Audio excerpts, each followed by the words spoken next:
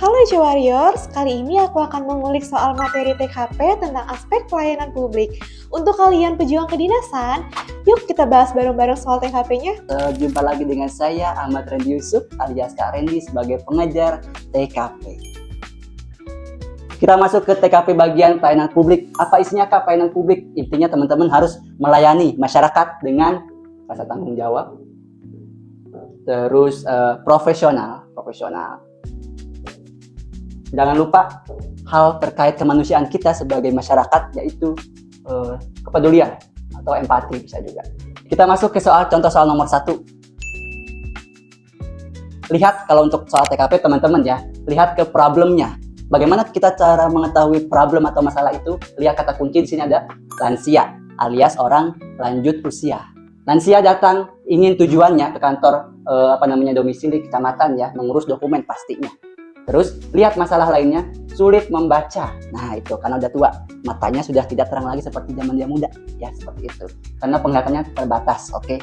Apa yang Anda lakukan di sini? Anda sebagai petugas pelayanan publik atau sebagai customer service ya harus melayani dengan tanggung jawab, profesional, dan ada rasa kepedulian dengan masyarakat sekitar. Untuk TKP, teman-teman tidak perlu khawatir karena dia ada skornya dari 5 sampai 1. 5 itu yang terbaik atau tertinggi, 1 yang paling buruk. Untuk soal TKP ke kelas kedinasan, sekolah kedinasan, kita akan mencari poin tertinggi 5 ataupun 4-nya. Ini yang masih teman-teman mungkin bingung ya. Kita fokus ke skor 5. Mana yang 5, Kak? Lihat kalimatnya A. Menjelaskan isi formulir. Action yang pertama ya. Yang kedua, membantu mengisikan data yang diperlukan. Nah itu. Ini ada sikap profesionalisme atau profesional kakak tulisnya. Peduli sosial. Nah itu dia. Seperti itu. Ini skor tertinggi 5 kakak tulisnya. 4-nya yang mana Kak? 4 tuh kadang dia ada minusnya sedikit, walaupun sedikit ya, tapi masih positif, cenderung positif. Lihat di huruf E. Memberikan contoh pengisian, oke? Agar ada tujuan itu atau ada harapannya, warga mencoba mengisinya secara mandiri atau secara sendiri gitu ya. Memberikan contoh ini poin plus ya. Ini juga tujuannya masih oke, masih plus, masih positif agar mandiri tujuannya.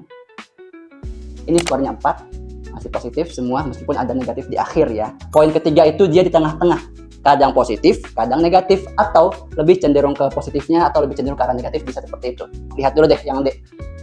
Ada kata tanpa membantu, jelas ini negatif ya, buruk. Tapi masih ada positifnya dikit, mengarahkan warga. Oke, ada positif sedikit.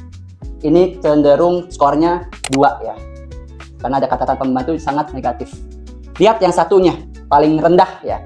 Nih, di huruf Charlie, meminta warga mengisi formulir sendiri. Dan kembali jika sudah lengkap. Kesannya seperti mengusir si pelanggan, si orang tua tadi. Ini sangat rendah 1 skornya. 3-nya yang mana Kak? Jelas di huruf Bravo. Menyarankan agar warga tersebut membawa anggota keluarga untuk membantu. Masih ada sikap positifnya pada kata menyarankan. Dan tujuan juga baik, dia mungkin karyawan baru ya, dia harus menurut atau sesuai dengan SOP. Ini masih 3 di tengah-tengah skornya, masih cenderung positif. Seperti itu untuk contoh soal TKP bagian pelayanan publik.